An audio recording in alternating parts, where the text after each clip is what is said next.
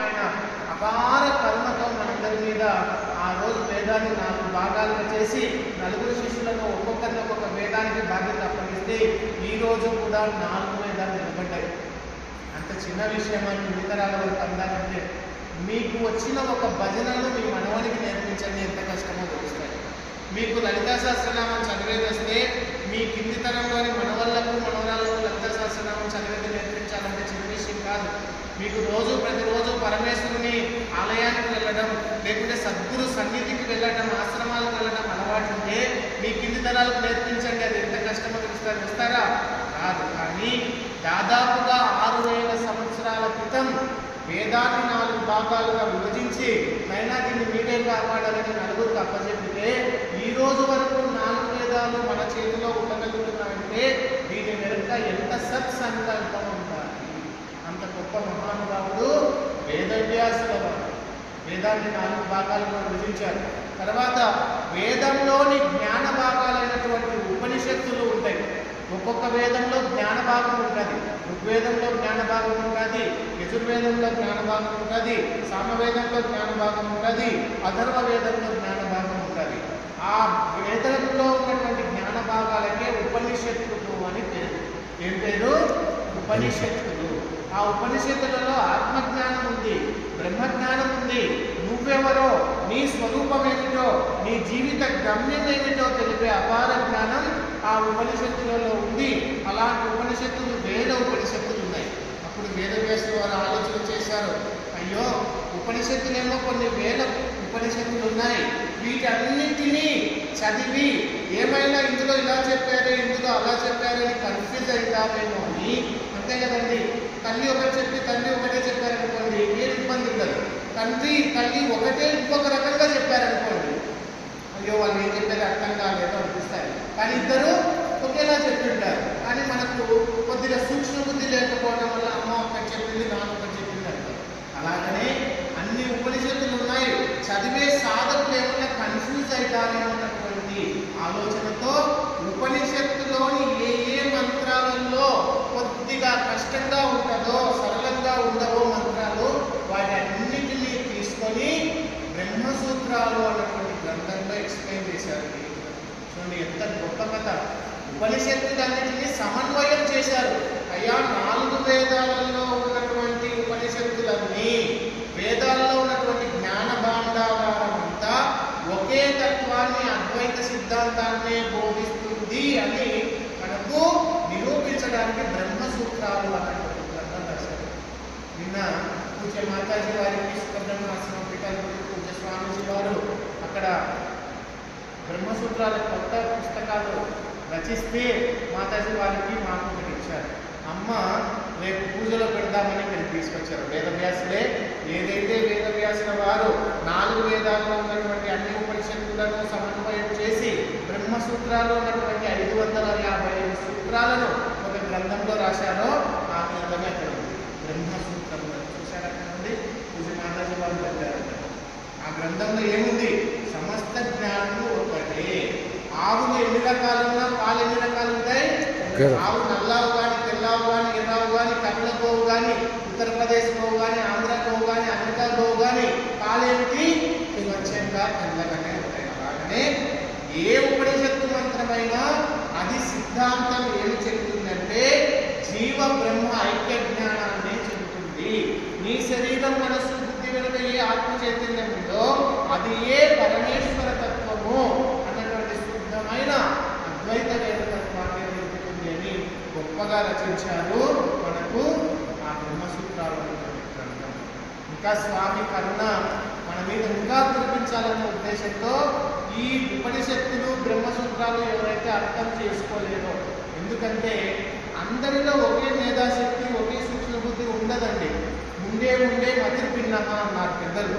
ఒక్కొక్క తలకాయకి ఒక్కొక్క మేధాశక్తి ఉంటుంది, ఒక్కొక్క ఊహాపోహ విచక్షణ ఉంటుంది, ఒక్కొక్కటి అర్థం చేసుకునే కెపాసిటీ ఉంటుంది. అంతే కదా. ఇప్పుడు మేమే ప్రవచనం చెప్పుకుంటాం, ఒక్కోసారి చెప్పేటప్పుడు విపరీత అర్థం చేసుకుంటారు. అయ్యో స్వామి ఎట్లా చెప్పాడే, అలా చెప్పిండకూడదు, ఇలా చెప్పిండకూడదు, లేకుంటే స్వామి మమ్మల్ని ఉద్దేశించే చెప్పాడే అని.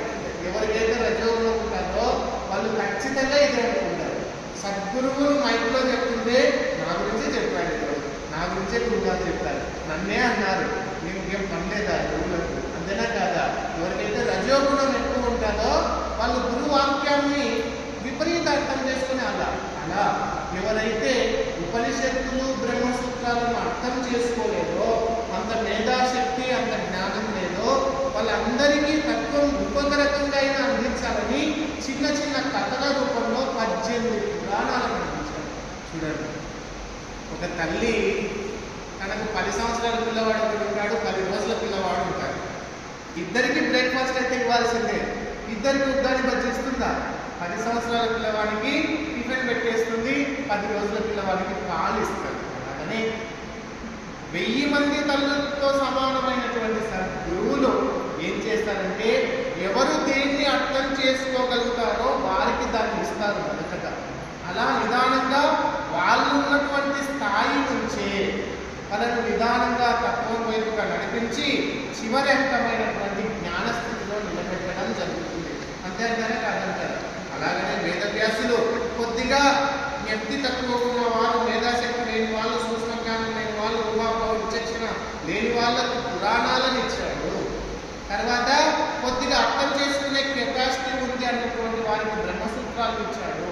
లేదు నేను ఉత్తమ అధికారులు, వీళ్ళు త్యాగం చేయగలరు, ఎప్పుడు బ్రహ్మనిష్టలోనే ఉండగలుగుతారు, జ్ఞానాన్ని అర్థం చేసుకోగలుగుతారు అన్న వాళ్ళకు ఉపనిషత్తులు ఇచ్చాడు. తల్లి చేసే పని అదే కదా. తల్లి దేహాన్ని పెంచడానికి తల్లి తన ఆలోచన విధానాన్ని ఎప్పుడు పిల్లవాడి కోసమే కేటాయించినట్లు మన బుద్ధిని పెంచడానికి. ఎందుకంటే తల్లులందరూ బుద్ధి పెంచలేరు, దేహాన్ని పెంచగలుగుతారు. అంతేనా కదా? తల్లులందరూ బుద్ధిని పెంచగలుగుతారా? పెంచలేరు. కానీ సద్గురువులు బుద్ధిని దీప్తింపజేస్తారు, జ్ఞానజ్యోతిని వెలిగిస్తారు. చూడండి, అయినా వేదవ్యాసుల వారికి ఇంకా తృప్తి కలగలేదు.